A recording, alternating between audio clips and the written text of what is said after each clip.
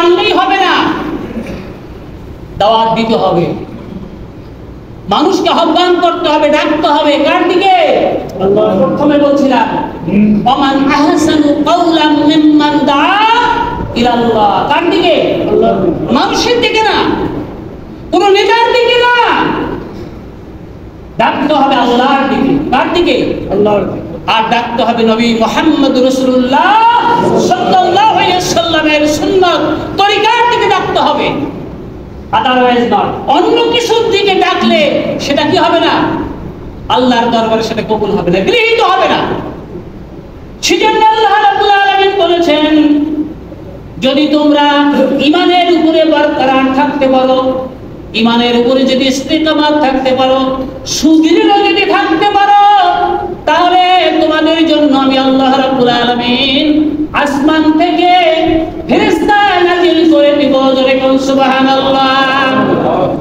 তোমাদের ফেরেশতারা এসে বলবেন, তোমাদের কোনো ভয় নাই, তোমরা চিন্তিত হও না, তোমাদের জন্য আল্লাহ রাব্বুল আলামিন যে ওয়াদা করেছেন জান্নাতের জন্য, ওই জান্নাতের আনন্দে তোমরা খুশি হও। সুবহানাল্লাহ।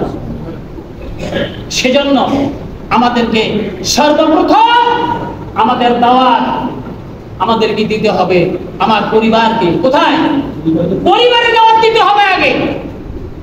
ছেলে যদি নিয়ন্ত্রণে আসে, মেয়ে যদি নিয়ন্ত্রণে আসে, আপনার পরিবার, আপনার স্ত্রী যদি নিয়ন্ত্রণে আসে, আপনার ইসলামের সুশীতল ছায়াতলে যদি তারা চলে আসে, আপনি ইসলামের যে কথাই আপনি বাহিরে বলবেন, প্রচার করবেন, সেটি মানুষের কাছে এমন ভাবে গৃহীত হবে, মানুষ আপনার দিকে আকৃষ্ট হয়ে আপনার এই দাওয়াতে তারা শামিল হয়ে তারা পূর্ণ ঈমানদার হিসাবে তারা পরিগণিত হবে।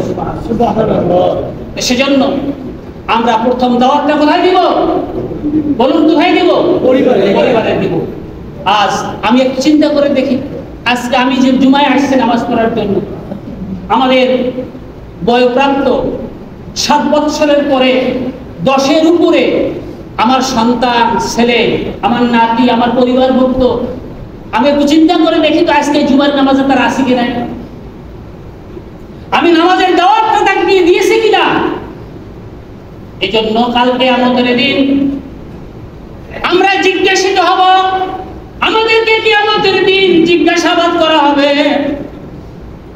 আল্লাহর নবী জনাবে মুহাম্মদ রাসূলুল্লাহ সাল্লাল্লাহু আলাইহি ওয়াসাল্লাম হাদিস শরীফের মধ্যে বলেছেন, ক্বালা আলাইহিস সালাতু ওয়াস সালাম, আমি কোনো কথা বাড়ায় বলি না, যতটুকু কথা বলি 10, 15, 20 মিনিট, আধা ঘন্টা, প্রতিটি কথা আমি কোরআন এবং সুন্নাহর আলোকে বলবো, নিজের মন গড়া কোনো কথা আমি বলবো না।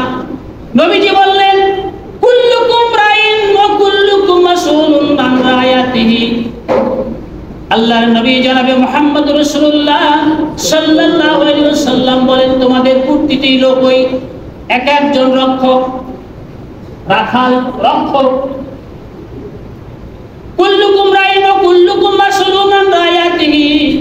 তোমাদেরকে, তোমাদের অধীনস্থ, তোমাদের ছেলে সন্তান, তোমাদের অধীনস্থ যারা, তাদের সম্পর্কে তোমাদেরকে কিয়ামতের দিন জিজ্ঞাসাবাদ করা হবে। কে বলতেছেন? কে বলতেছেন? নবীজি বলতেছেন। নবীর হাদিস, সহিহ বুখারী শরীফের হাদিস। আমার অধীনস্থ যারা, আমার ছেলে, আমার মেয়ে, আমার স্ত্রী, আমার পুত্রবধূ, আমার নাতি নাতনি যারা, যাদেরকে নিয়ে আমার পরিবার, তাদের সম্পর্কে কিয়ামতের দিন কি করা হবে? জিজ্ঞাসাবাদ করা হবে। আলিমামু রাইন ওয়া মাসউলুন আন রায়াতিহি। বাদশাকে জিজ্ঞাসাবাদ করা হবে, প্রেসিডেন্টকে, প্রধানমন্ত্রীকে জিজ্ঞাসাবাদ করা হবে যে তাদেরকে শরীয়ত মোতাবেক, আল্লাহর হুকুম মোতাবেক এবং নবীর তরিকা অনুযায়ী তোমার দেশের জনগণ চলেছে কিনা, কিয়ামতের দিন জিজ্ঞাসাবাদ করা হবে। কাকে? ইমাম। ইমাম মানে কি? নেতা। এখানে বলা হয়েছে বাদশা, রাষ্ট্রপতি, প্রধানমন্ত্রী। শুধু বাংলাদেশের প্রধানমন্ত্রী আর বাদশা, রাষ্ট্রপতিরা, তাম বিশ্বের যত রাষ্ট্রপতি, প্রতিটি দেশে প্রধানমন্ত্রী আছে, কাল কিয়ামতের দিন জিজ্ঞাসাবাদ করা হবে তোমার অধীনস্থ জনগণ, প্রজাবন্ধু, আল্লাহর হুকুম মতো রাসূলের তরিকা মতো জীবন চালাইছে কিনা। আর রাজুলু রাইন ফি হালি মাসলুমান রায়াতিহি, পুরুষ হচ্ছে তার পরিবারের রক্ষক, তার পরিবারের লোকজন আল্লাহর বিধান রাসূলের তরিকা অনুযায়ী জীবন চালাইছে কিনা। এই জন্য আপনাকে আমাকে কাল কিয়ামতের দিন আল্লাহর দরবারে প্রশ্ন করা হবে। কি করা হবে? প্রশ্ন করা হবে, জিজ্ঞাসাবাদ করা হবে। এরপরে আল মারাতু রায়াতুন ফি বাইতি যাওজিহা মাসউলাতুন রায়াতিহা, আপনার আমার অধীনস্থ স্ত্রীকেও বাদ দেওয়া হয় নাই। নবীজি বলেছেন প্রতিটি স্ত্রী হচ্ছে তার স্বামীর ঘরের রক্ষিকা, তার মাল সম্পদ সঠিকভাবে সে ইউটিলাইজ করেছে কিনা, রক্ষা করেছে কিনা। কাল কিয়ামতের দিন স্ত্রীকে কিয়ামতের দিন জিজ্ঞাসাবাদ করা হবে। এরপর আল খাদিমাল রাইন ফি মাল সাইয়্যিদিহি ওয়া মাসউলুন রায়াতিহি, কর্মচারী চাকরকে কিয়ামতের দিন জিজ্ঞাসাবাদ করা হবে, তোমার প্রভু তোমার মালিকের মাল সম্পদ তুমি সুষ্ঠুভাবে রক্ষা করেছো কিনা। কাল কিয়ামতের দিন তাকে জিজ্ঞাসাবাদ করা হবে। টপ টু বটম, চাকর থেকে শুরু করে নিয়ে বাদশা পর্যন্ত কিয়ামতের দিন কেউ বাদ যাবে না, তার দায়িত্ব সম্পর্কে অবশ্যই জিজ্ঞাসাবাদ করা হবে। এত সহজ না, এত সহজ না, ছেড়ে দেওয়া হবে না। তুমি তোমার দায়িত্ব যথাযথভাবে পালন করেছো কিনা। প্রেসিডেন্ট, প্রধানমন্ত্রী দৃষ্টান্ত দিয়েছে, এরপরে আপনার সংসদ সদস্য, মন্ত্রী পরিষদ, এরপরে আপনার ডিসি সাহেব, এসপি সাহেব, এমপি সাহেব, চেয়ারম্যান সাহেব, মেম্বার সাহেব থেকে শুরু করে নিয়া এক কথায় দায়িত্ববান মানুষ যারা, প্রতিটি মানুষ হচ্ছে রক্ষক রাখাল, তারা রাখালিয়া, তার দায়িত্ব সম্পর্কে কিয়ামতের দিন আল্লাহর দরবারে অবশ্যই জিজ্ঞাসাবাদ করা হবে। তোমার দায়িত্ব তুমি যথাযথভাবে পালন করেছো কিনা, আজকে তুমি জবাব দাও। কি শুনাইলাম? শুনাইলাম কি? হাদিস, হাদিস থেকে শুনাইলাম। মুত্তাফাকুন আলাইহি, সহিহ মুসলিম এবং বুখারী শরীফের হাদিস। এখন এই দায়িত্ব যথাযথভাবে যদি আমরা পালন না করি, আজকে আপনারা যারা আসছেন, অনেক শিক্ষিত মানুষ আজকে আসছেন, শিক্ষক, কলেজ, স্কুল, মাদ্রাসা আসছেন না আপনারা? নিশ্চয়ই একটা দায়িত্ব পালন করার লক্ষ্যে আসছেন। কথা বলেন জি।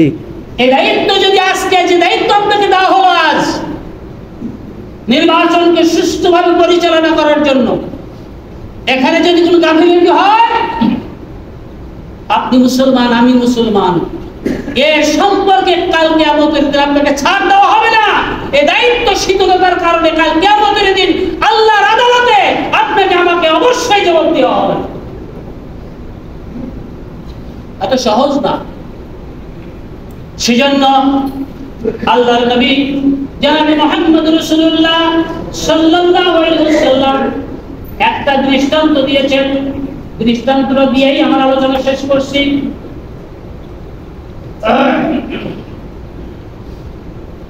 দৃষ্টান্তটা হচ্ছে সহিহ বুখারী শরীফের হাদিস। আমি হাদিসটা আলোচনা করার সময় কম, বাংলায় বলছি। নবীজি বলেছেন, দৃষ্টান্ত দিয়ে বলছেন, কিছু মানুষ, ভালো করে শোনেন দৃষ্টান্তটা, কিছু মানুষ নৌকা অথবা জাহাজে তারা যাচ্ছিল কোথাও। তো জাহাজটা ছিল দোতলা, নিচতলা আর উপরতলা। কিছু মানুষ নিচতলায়, কিছু মানুষ উপরতলায়। তো পানির ব্যবস্থা ছিল উপরতলায়, পানির ব্যবস্থা ছিল উপরতলায়। তো নিচতলার একজন মানুষ পানির জন্য দ্বিতীয় তলায় যাচ্ছিল। তো উপরতলার মানুষ বাধা দিয়েছে যে না, এখানে ওঠা যাবে না, পানি নেওয়া যাবে না। এখন এই লোক সেখান থেকে ফিরে এসে নবীজি কত সুন্দরভাবে দৃষ্টান্ত দিয়ে বলছে বোঝার জন্য আপনাকে আমাকে, সে লোক নিচে এসে জাহাজের নিচতলায় উঠাইছে উপরে চোখ দিয়া তলা ফেলে ওখান থেকে পানি বের করবে। নবীজি বলছেন এমন অবস্থায় যদি উপরতলার মানুষেরা এসে নিচতলার এই মানুষটার যদি বাধা না দেয়, তার হাত যদি না ধরে, তাহলে কি হবে? উপরতলার মানুষও মরবে, নিচতলার মানুষও মারা যাবে।